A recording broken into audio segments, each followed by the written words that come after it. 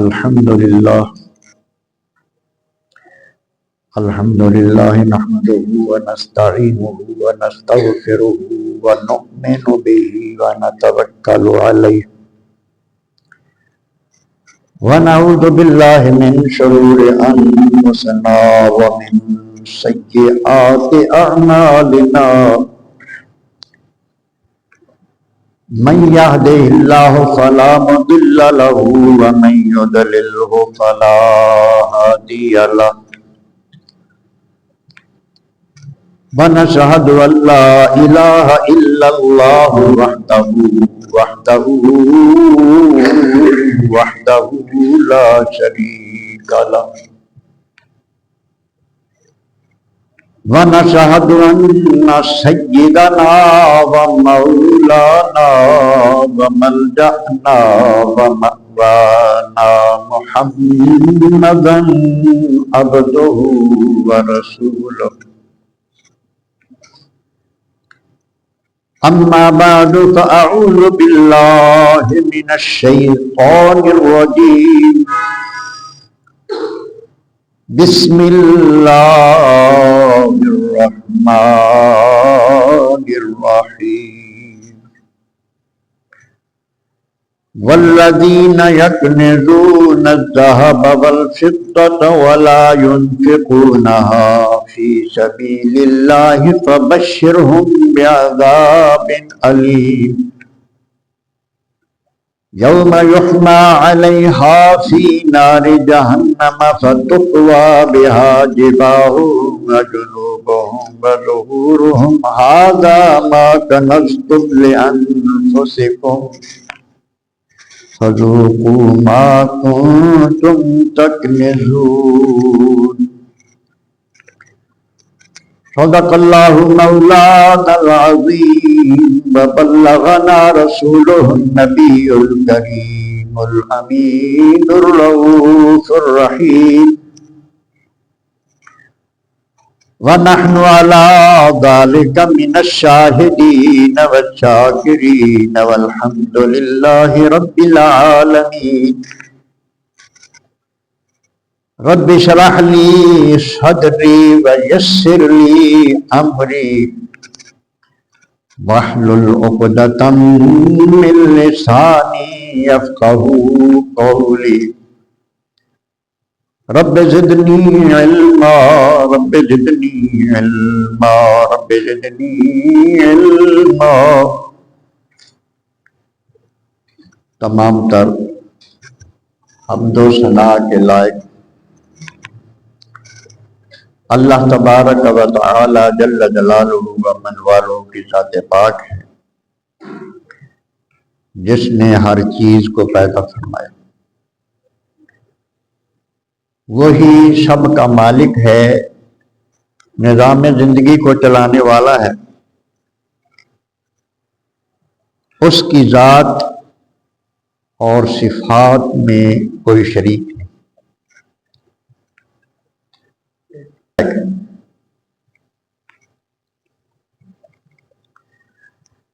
درود و سلام کے ہدیے حضور سرور کائنات فخر موجودات احمد مجتبی محمد مصطفیٰ صلی اللہ علیہ وآلہ وسلم کی بارگاہ میں، جن کو اللہ تبارک و تعالی نے تمام جہانوں کے لیے رحمت بنا کر بھیجا اور معلم بنا کر بھیجا،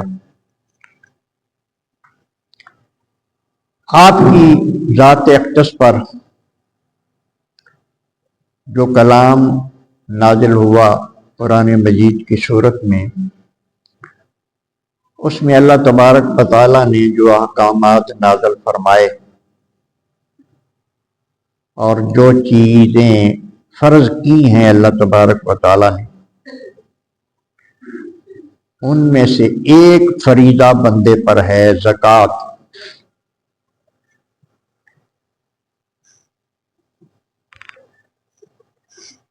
ماہ رمضان کے مقدس مہینے میں اس کا ذکر اس لیے بڑا مفید ہے کہ اس مہینے میں اس کی برکت سے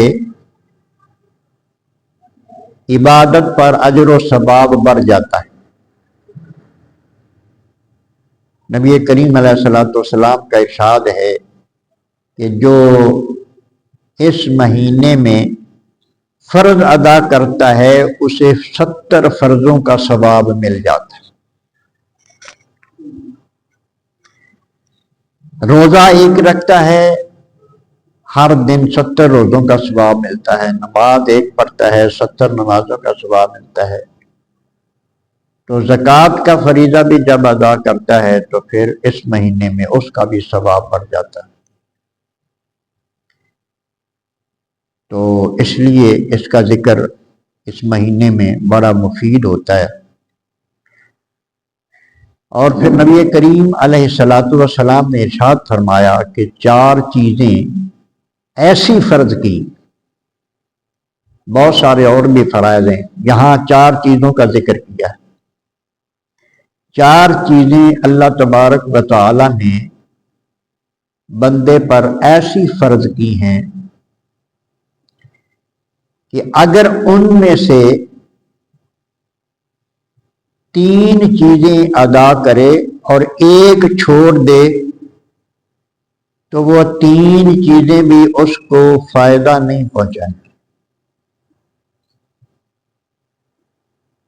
مثلا نماز پڑھ لیتا ہے، روزہ رکھ لیتا ہے، حج کر لیتا ہے، زکوٰۃ چھوڑ دیتا ہے، زکوٰۃ ادا نہیں کرتا، تو وہ دوسری 3 بھی اس کو فائدہ نہیں پہنچائیں گی۔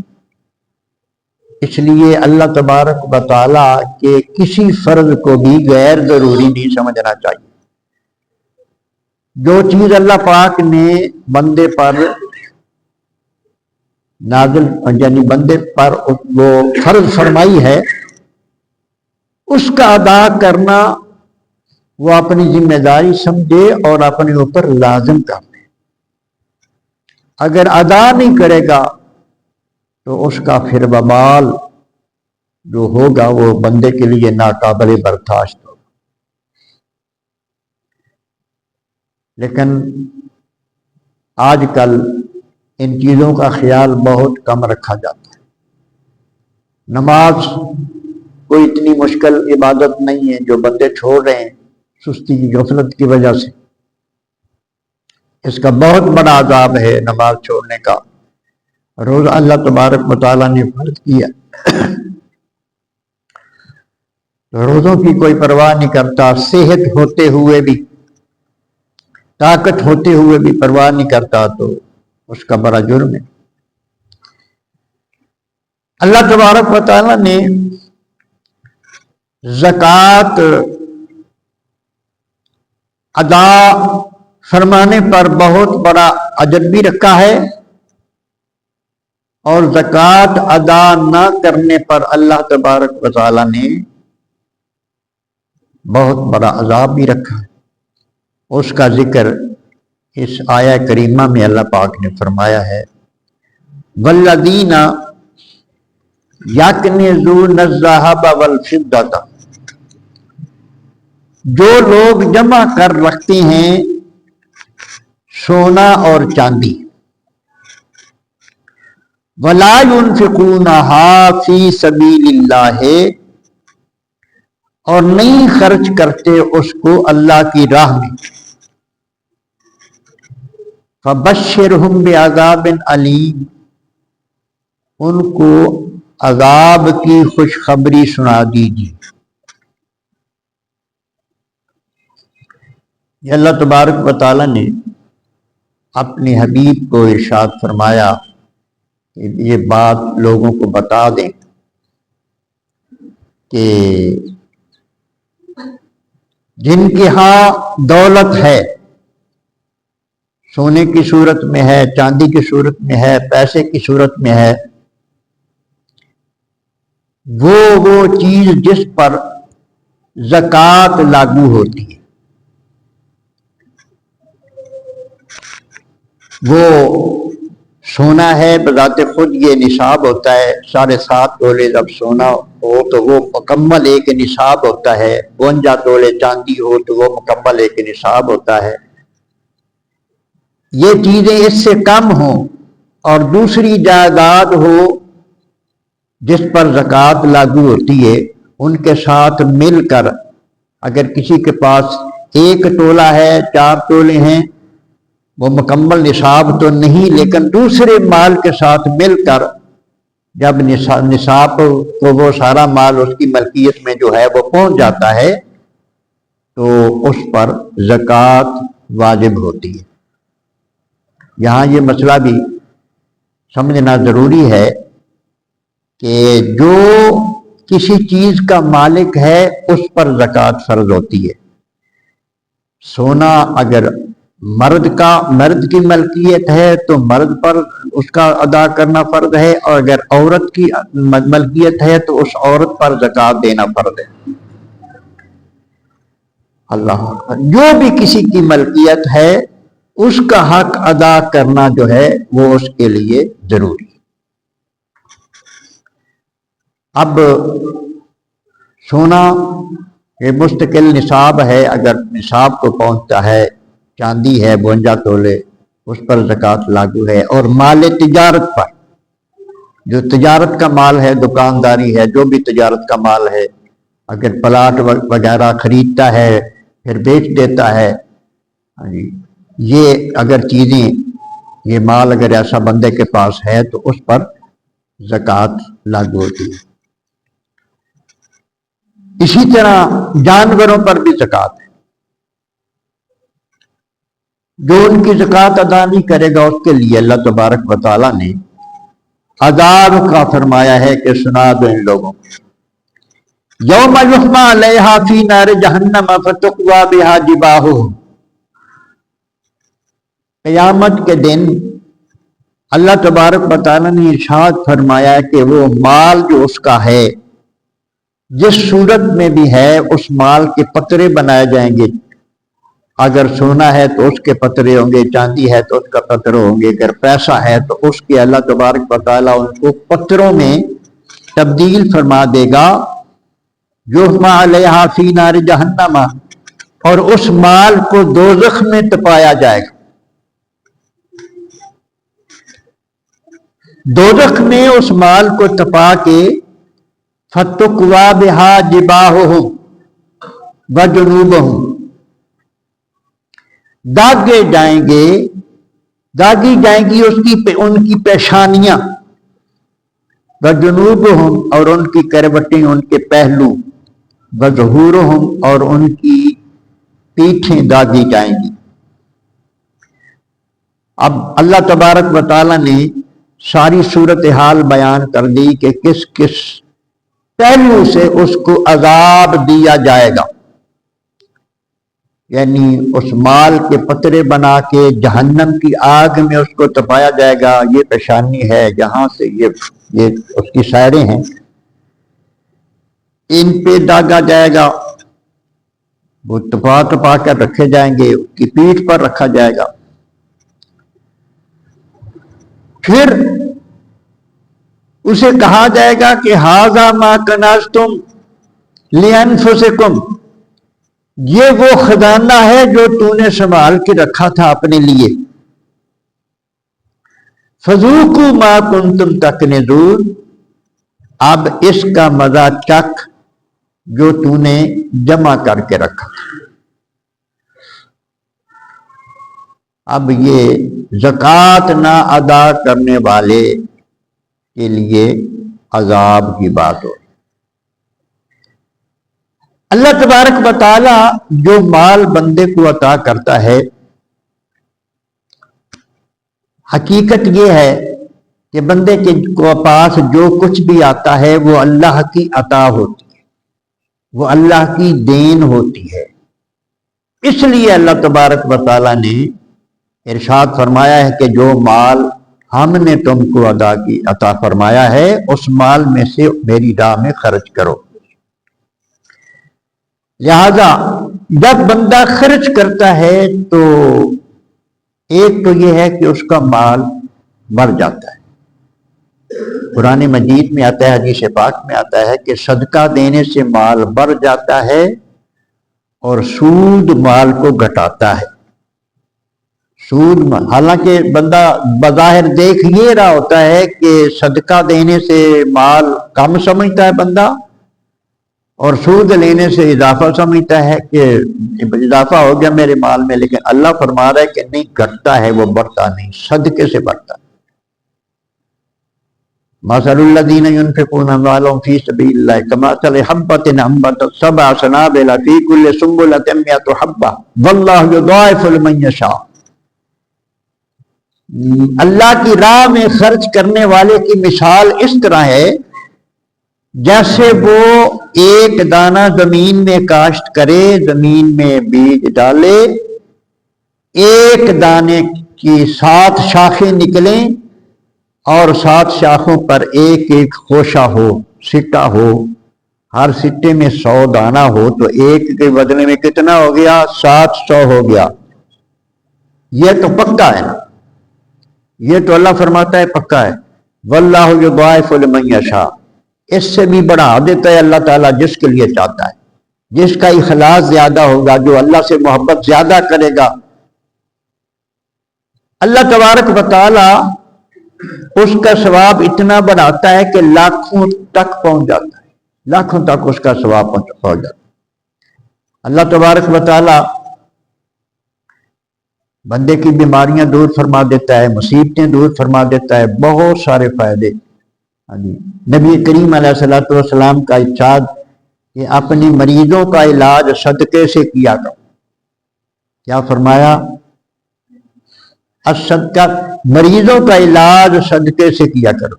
الصدقہ تو رد البلا، الصدقہ تو رد القضا بھی آیا ہے، صدقہ مصیبت کو ٹال دیتا ہے۔ تو نفلی صدقہ ہو پھر بھی مصیبتیں ٹلتی ہیں، یہ علاج تو کرنا ہے تو پھر نفلی صدقے کے ذریعے کرنا ہے۔ بہرحال مال بندے کا پاک ہو جاتا ہے جب بندہ اللہ کی راہ میں زکوٰۃ ادا کر دیتا ہے، تو اس کا مال جو ہے نا وہ پاک ہو جاتا ہے، باقی مال پاک ہو جاتا ہے زکوٰۃ۔ اگر زکوٰۃ ادا نہیں کرتا تو باقی مال بھی اس کا پاک نہیں ہوتا، کیونکہ وہ اس نے جو زکوٰۃ ہے، وہ جو بندے جس کا وہ مال ہے اس کا حق نہیں ہوتا، زکوٰۃ اس کے مال میں دوسروں کا حق ہوتا ہے، اس لیے اسے ادا کرنے کا، دوسروں کا حق، اس کا اپنا حق نہیں ہے، اور دوسروں کا حق جب اس نے اپنے مال سے ادا نہیں کیا تو وہ دوسرا مال بھی خراب ہو گیا۔ اللہ پاک کا ارشاد ہے، خذ من اموالہم صدقۃ تطہرہم، اے محبوب اپنے ان غلاموں سے ان سے صدقہ وصول فرمایا کریں تاکہ ان کا مال پاک ہو جائے، یعنی زکوٰۃ ان سے لیا کریں، ان کا مال پاک ہو جائے۔ وتزکیہم، اور مال ادا کرنے سے ان کے دل بھی پاک ہو جائیں۔ محبت مال سے ایک فطری چیز ہے، بندے مال سے محبت کرتا ہے۔ جب اللہ کے کہنے پر زکوٰۃ نکال دیتا ہے، اب مال سے محبت ہے، مال اس کے پاس جمع ہے، اس نے دیکھا کہ میرے رب نے یہ حکم دیا ہے کہ میں اس مال کو اللہ کی راہ میں دوں، اب جب اس نے دے دیا ہے تو یہ بات ثابت ہو گئی ہے کہ مال سے زیادہ اس کو اللہ سے محبت ہے، کیونکہ اللہ کا حکم مان رہا ہے۔ یہ اللہ کی محبت کی دلیل ہے کہ بندہ اللہ کا حکم مان رہا ہے۔ تو جب اللہ تبارک و تعالیٰ کا حکم مانتا ہے تو یہ اللہ تبارک و تعالیٰ کی محبت کی علامت ہوتی ہے، تو اس وقت مال کی محبت اس کے دل سے نکل جاتی ہے اور اللہ رسول کی محبت بڑھ جاتی ہے، تو دل پاک ہو جاتا ہے۔ دنیا کی محبت دل کو ناپاک کرتی ہے، دل کو گندا کرتی ہے، اللہ رسول کی محبت دل کو پاک کر دیتی ہے، دل کو روشن کر دیتی ہے۔ ارشاد فرمایا، خذ من اموالہم صدقۃ تطہرہم وتزکیہم بہا، ان کا تزکیہ نفس بھی ہو جائے، دل بھی پاک ہو جائے۔ وصلی علیہم، محبوب پھر جو زکوٰۃ ادا کر دیں ان کے لیے آپ دعا بھی فرمایا کریں۔ اللہ اپنے حبیب کو حکم دے رہا ہے کہ محبوب ان اپنے غلاموں کے لیے دعا بھی فرمایا کریں۔ نبی کریم، آگے حدیث بھی ہم پڑھیں گے، نبی کریم علیہ الصلوۃ والسلام کی عادت مبارکہ یہ تھی، جو صدقہ آپ کو پیش کرتے تھے نا، اللہ کے صدقہ آپ نے خود نہیں لکھنا ہوتا تھا، دوسروں کو دے دینا تھا۔ لیکن وہ حضور کی بارگاہ میں پیش کر رہا ہوتا تھا تو اس کے لیے حضور ہاتھ اٹھا کے دعا فرما دیتے، ان کے لیے یقینی۔ اور پھر حکم ہے کہ جو تمہاری خدمت کرے وہ اس کے لیے دعا کیا، یہ حکم بھی ہے۔ اللہ اکبر۔ تو نبی کریم رؤوف الرحیم صلی اللہ علیہ وسلم کو اللہ نے فرمایا کہ محبوب ان کے لیے دعا کیا کرو، ان صلاتک سکن لہم، محبوب آپ کی دعا ان کے لیے تسکین کا باعث ہے، سکون قلب کا باعث بنتی ہے جب ان کے لیے دعا کرتے ہیں۔ تو جو بندے زکوٰۃ ادا کرتے ہیں اللہ تبارک و تعالیٰ نے، اللہ خود ان کے مال کو بھی بڑھا دیتا ہے، ان کو اجر عظیم بھی عطا فرماتا ہے، اور اپنے محبوب سے فرماتا ہے کہ ان کے لیے دعا بھی فرمایا کریں۔ عن ابن عباس ان رسول اللہ صلی اللہ علیہ وسلم بعث معاذا الی الیمن، حضرت ابن عباس رضی اللہ تعالیٰ عنہ سے یہ روایت ہے کہ نبی کریم علیہ الصلوۃ والسلام نے حضرت معاذ بن جبل رضی اللہ تعالیٰ عنہ کو یمن کی طرف بھیجا۔ اب یہ زکوٰۃ کا باب ہے حدیث پاک میں، جس میں یہ پہلے نمبر پہ حدیث درج کی گئی ہے۔ نبی کریم رؤوف الرحیم صلی اللہ علیہ وآلہ وسلم کا حکمران، اللہ تبارک و تعالیٰ کے احکامات کو نافذ فرماتے تھے۔ خلفائے راشدین نے بھی یہی کام کیا ہے، اور ہر مسلمان کا جو بچہ ہے جس کو حکومت ملے، اس کا یہ فرض ہے کہ وہ اس نظام کو قائم کرے، نظام صلاۃ کو بھی قائم کرے، پڑھے بھی اور لوگوں کو پڑھائے بھی، زکوٰۃ وہ اس کا نظام بھی قائم کرے، زکوٰۃ لوگوں سے وصول کرے اور مناسب جگہ پہ اس کو خرچ بھی کرے۔ یہ حکمرانوں کے فرائض میں سے یہ ایک فریضہ ہے۔ تو حضرت معاذ بن جبل رضی اللہ تعالیٰ عنہ کو نبی کریم علیہ الصلوۃ والسلام نے یمن کی طرف گورنر بنا کے بھیجا۔ فقال انک تاتی قوما اہل کتاب،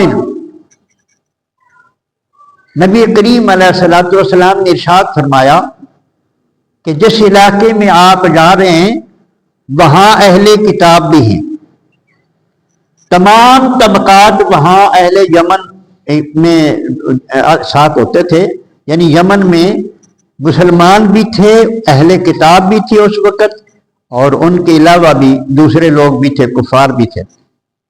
تو نبی کریم علیہ الصلوۃ والسلام ان کو کام کرنے کا طریقہ سکھا رہے ہیں، بحیثیت حکمران، بحیثیت نبی تو آپ ہیں ہی، لیکن بحیثیت حکمران ان کو کام کرنے کا طریقہ۔ فادعوہم الی شہادۃ ان لا الہ الا اللہ وان محمد رسول اللہ، آپ نے حضرت معاذ سے فرمایا کہ سب سے پہلے ان کو دین کی دعوت دینی ہے، آپ یعنی ان کو کلمہ پڑھنے کی دعوت دینی ہے۔ فَإِنْهُمْ أَطَاعُوا، اگر وہ یہ بات مان لیں، فَعَالِمْهُمْ أَنَّ اللَّهَ قَدْ فَرَضَ عَلَيْهِمْ 5 صلوات، پھر ان کو یہ بتانا ہے کہ اللہ تبارک و تعالیٰ نے ان پر 5 نمازیں فرض کی ہیں، فی الیوم ولیلۃ، رات دن میں 5 نمازیں اللہ نے ان پر فرض کی ہیں، ان کو یہ بتانا ہے۔ آپ نے اب کبھی سنا ہے آج کے دور میں کہ کسی حکومت نے یہ وصیتیں کی ہوں اپنے گورنروں کو کہ سب سے پہلے جا کے لوگوں کو کلمہ پڑھانا ہے، جنہوں نے نہیں پڑھا اس کے بعد ان کو نماز پڑھانی ہے، ہاں جی، پھر زکوٰۃ کا حکم دینا ہے۔ مسلمان جو ہے اس کو نبی کے طریقے پہ چل کر کام کرنا چاہیے نا، یہی المیہ ہے ہمارا۔ نبی کریم علیہ السلام نے ارشاد فرمایا کہ فَإِنْهُمْ أَطَاعُوا، اگر ان کو سمجھ آ جائے، وہ نماز کا اقرار کر لیں، فَعَالِمْهُمْ أَنَّ اللَّهَ قَدْ فَرَضَ عَلَيْهِمْ صَدَقَةً، تو پھر ان کو یہ بتانا کہ اللہ تبارک و تعالیٰ نے تم پر زکوٰۃ فرض کی. تُؤْخَذُ مِنْ أَغْنِيَائِهِمْ، جو تمہارے مالداروں سے لی جائے گی، فَتُرَدُّ عَلَىٰ فُقَرَائِهِمْ، اور ان کے غریبوں میں تقسیم کی جائے گی.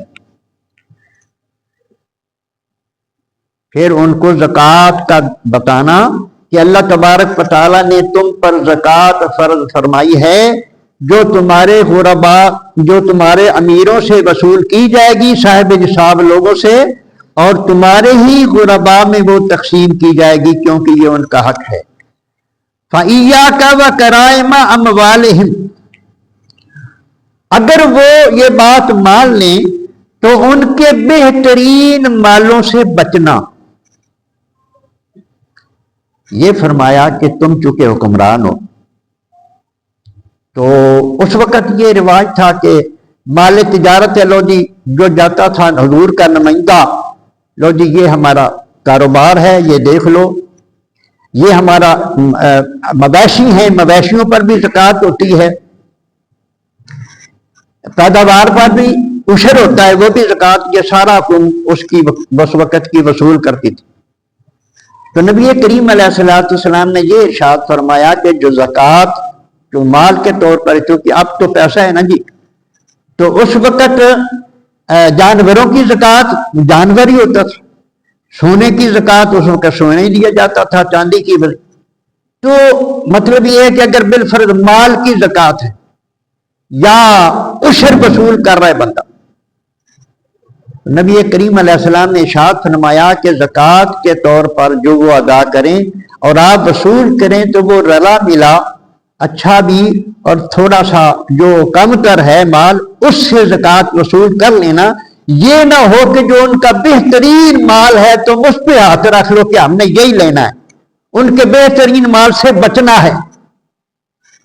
اگر بہترین مال اگر تم وصول کرو گے تو یہ ان کے ساتھ زیادتی ہوگی. اور پھر یہ بھی ارشاد فرمایا کہ وَاتَّقِ دَعْوَةَ الْمَظْلُومِ، اے معاذ تو حکمران بن کے، گورنر بن کے جا رہا ہے، یاد رکھنا کہ اب میرے پاس طاقت آ گئی ہے اور مجھے کوئی فکر نہیں. مظلوم کی بد دعا سے بچنا، یعنی کسی بندے پر ظلم نہیں کرنا.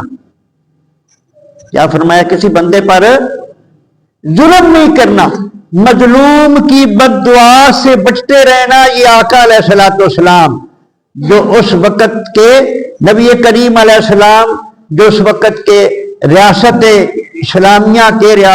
اسلامیہ کے سربراہ تھے، حضور اپنی گورنر کو سمجھا کے بھیج رہے کہ مظلوم کی بد دعا سے بچنا.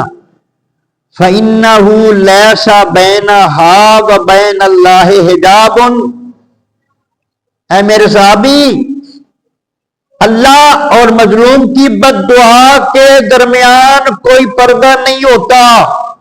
جب مظلوم کی آہ نکلتی ہے تو وہ ڈائریکٹ اللہ کی بارگاہ میں پہنچ جاتی،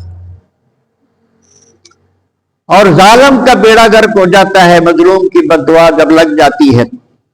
تو نبی کریم علیہ الصلوۃ والسلام نے ارشاد فرمایا کہ مظلوم کی، یعنی ان پہ اللہ کے احکام جاری فرمانے ہیں، ان سے ظلم نہیں کرنا، ان کے ساتھ عدل و انصاف کرنا. اللہ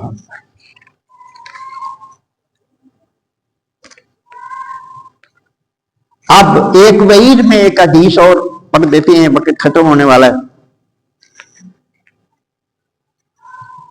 قال رسول اللہ صلی اللہ علیہ وسلم من اتاہ اللہ مالا فلیؤد زکاتہ فلم یؤد زکاتہ، جس کو اللہ تبارک و تعالی مال عطا فرماتا ہے، من اتاہ اللہ، اللہ نے بھی قرآن مجید میں جب بات کی تو یہی فرمایا کہ جو اللہ تمہیں مال عطا کرے. نبی کریم علیہ السلام بھی یہی ارشاد فرما رہے ہیں کہ جو اللہ تمہیں مال عطا کرے تو اس کی زکوٰۃ ادا کیا کرو. اور یہاں حضور فرما رہے ہیں کہ جس کو اللہ تعالیٰ مال دے اور وہ زکوٰۃ ادا نہ کرے وصل لہ ما لہ یوم القیامت شجاعا اقرع لہ، تو اس کا مال مرنے کے بعد قیامت کے دن اس کے لیے گنجے سانپ کی شکل اختیار کر جاتا ہے، کر جائے گا اس کا۔ یہ جس سانپ کا ذکر کیا جا رہا ہے نا، شجاعن اس کو کہا جائے، اور اقرع لہو زبیب باتانے، یہ اس کی جو ہے نا جی وہ اس کے گیسو یعنی گنجا سانپ، تو نبی کریم یہ حدیث پاک میں یہ بھی آتا ہے کہ وہ اگر سانس لے تو جو چیز بھی اس کے آگے ہے وہ جل کے راکھ ہو جائے، وہ اتنا زہریلا ہوتا ہے سانپ، جو زکوٰۃ کا فریضہ نہ ادا کرنے والے کی سزا بن کے اس کی قبر میں آئے گا، جو تبقہ یوم القیامت، وہ مال توق بنا کر اس کے گلے میں ڈال دیا جائے گا جو زکوٰۃ نہیں ادا کرے گا۔ ثم یاخذ بلحد متہ، پھر وہ اس کے جبڑوں کو پکڑے گا، وہ سانپ یعنی شادہ کہے ہے، دونوں جبڑوں سے اس کو پکڑ لے گا۔ ثم یقول انا مالو کا انا کنزو کا، پھر وہ کہے گا کہ میں تیرا مال ہوں، میں تیرا خزانہ ہوں جس کو تو نے جمع کر کے رکھا ہے۔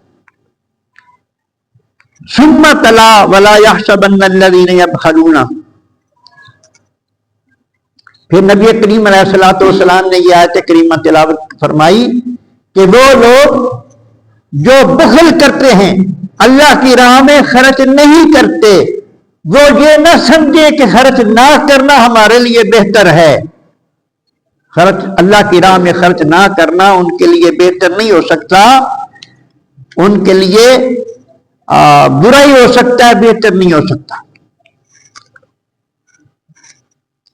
عن عبد اللہ بن ابی اوفا قال كان رسول اللہ صلی اللہ علیہ وسلم اذا اتاه قوم بصدقته، وہ سزا سنائیے۔ اس جو حدیث آگے پڑھ رہا ہوں اس میں نبی کریم علیہ الصلوۃ والسلام کی کرم نوازیوں کا ذکر ہے، جو نبی کریم علیہ الصلوۃ والسلام کی بارگاہ میں اپنے صدقات پیش کرتے تھے۔ نبی کریم علیہ الصلوۃ والسلام نے بحیثیت حکمران یہ سارے نظام قائم فرمائے ہوئے تھے، محکمے بنائے ہوئے تھے، نماز بھی، لوگوں کی نماز کا بھی خیال رکھا جاتا تھا۔ اللہ تبارک و تعالیٰ نے جو کچھ فرض کیا ہے مخلوق میں اس کو دیکھا جاتا تھا کہ یہ لوگ ادا کر رہے ہیں کہ نہیں۔ حکومت اپنی ذمہ داری پر اس کو عدل و انصاف کے ساتھ ادا کرواتی تھی، اور لوگ نبی کریم علیہ السلام، لوگ تو جو اپنے طور پہ نفلی صدقہ اپنے طور پہ دے سکتا ہے، زکوٰۃ اس وقت نبی کریم علیہ السلام یعنی بذات خود اپنے نمائندے بھیج کے وصول فرماتے تھے اور صحیح جگہ سے پر اس کو خرچ کرتے تھے۔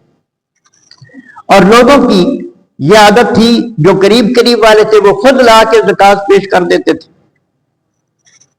اور صدقات و خیرات بھی لوگوں کا شوق یہ ہوتا تھا کہ ہمارا نفلی صدقہ بھی حضور کے ہاتھ پر جائے اور حضور اپنے ہاتھ سے کسی حقدار کو عطا فرمائیں تو اس میں بھی ہمارے لیے ثواب زیادہ ہوگا، یہ بھی ان کا شوق تھا۔ تو حضرت عبداللہ ابن اوفا رضی اللہ تعالیٰ فرماتے ہیں قال كان النبی صلی اللہ علیہ وسلم اذا اتاه قوم بصدقاتهم، جب کوئی شخص قوم کا آپ کی بارگاہ میں صدقے کا مال پیش کرتا، قال اللہم صلی علی آل فلان، اللہ تبارک و تعالیٰ ارشاد فرماتے، نبی کریم علیہ السلام اللہ کی بارگاہ میں یہ دعا کرتے کہ یا اللہ یہ جس نے صدقہ پیش کیا ہے اس کی آل اولاد کا بھلا کر دے۔ یہ حضور علیہ السلام دعا فرماتے تھے۔ فَأَتَاهُ أَبِي صدقاتہ، یہ صحابی فرماتے ہیں کہ میرے باپ نے بھی ایک دفعہ صدقہ نبی کریم علیہ الصلوۃ والسلام کی بارگاہ میں پیش کیا، فقال اللہم صلی علی آل ابی اوفا، تو نبی کریم علیہ الصلوۃ والسلام نے دعا فرمائی کہ مولا کریم یہ ابی اوفا کی اولاد کی خیر فرما۔ کتنی پیاری دعا ہے نبی کریم علیہ الصلوۃ والسلام نے جو فرمائی۔ ان ابی ہریرہ قال بعث رسول اللہ صلی اللہ علیہ وسلم عمر علی صدقته فقیل ما ابن منع ابن جمیل وخالد بن ولید والعباس، فقال رسول اللہ صلی اللہ علیہ وسلم ما ينقم ابن جمیل انه الا انه كان فقيرا فاغناه الله ورسوله۔ حضرت عمر فاروق رضی اللہ تعالیٰ عنہ نبی کریم علیہ السلام نے عامل بنا کے بھیجا لوگوں کے پاس کہ وہ زکوٰۃ وصول کریں۔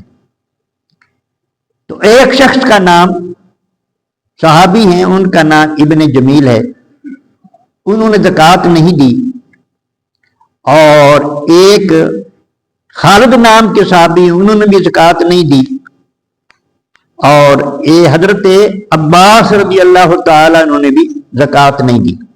تو نبی کریم علیہ الصلوۃ والسلام کی بارگاہ میں انہوں نے حضرت عمر فاروق نے آ کے عرض کی کہ یا رسول اللہ ان تین شخصوں نے زکوٰۃ ادا کرنے سے انکار کیا۔ زکوٰۃ یعنی ادا نہیں کی، انکار اور ہوتا ہے، ادا نہ کرنا اور ہوتا ہے۔ نبی کریم علیہ الصلوۃ والسلام نے ارشاد فرمایا جہاں تک ابن جمیل کی بات ہے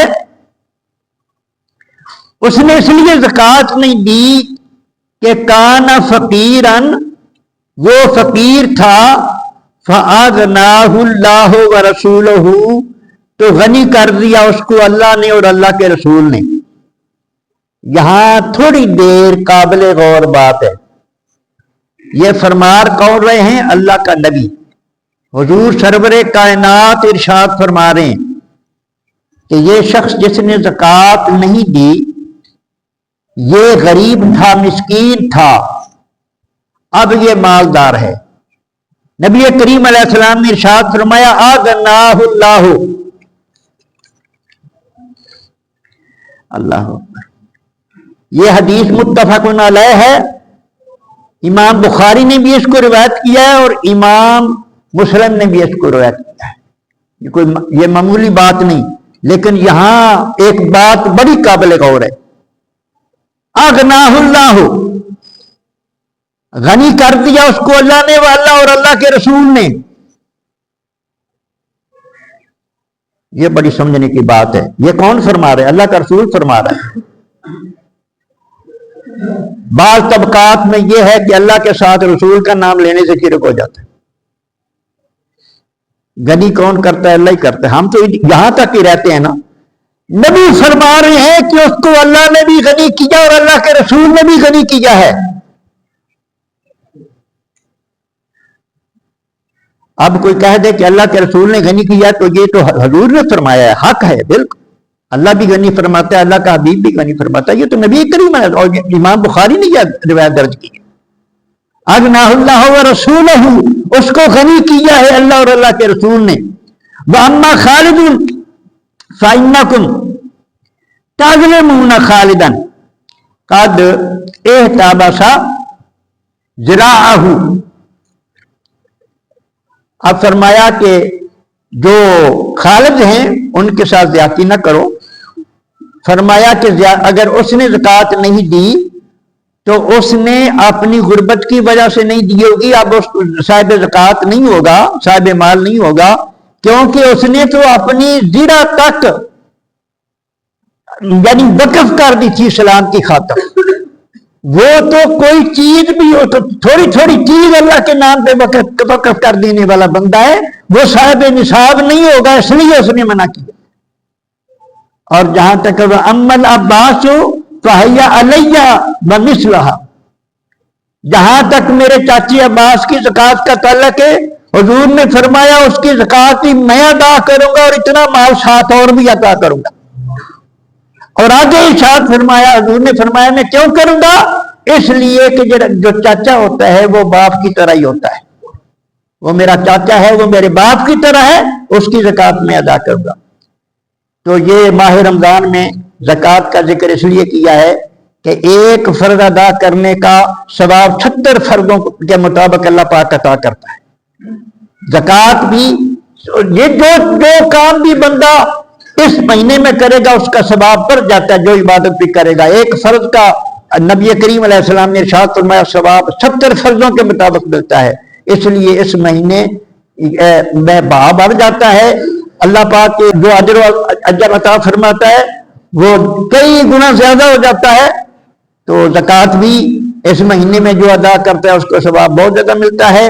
اور اس کے ساتھ میں یہ بھی عرض کرتا ہوتا ہوں کہ یہاں الحمدللہ اس مسجد میں بھی مدرسہ ہے، یہ بہترین جگہ ہے زکوٰۃ کے لگنے کی، ادھر بچیوں کا مدرسہ ہے اور بہت زیادہ الحمدللہ یہاں اللہ کے فضل و کرم سے کام ہو رہا ہے، اور آپ کے تعاون، سب لوگوں نمازیوں کے تعاون سے کام ہو رہا ہے۔ تو اس کا بھی خیال رکھنا ہے کہ زکوٰۃ کی یہ بہترین جگہ مصرف کی ہے۔ اللہ پاک عمل کی توفیق عطا فرمائے۔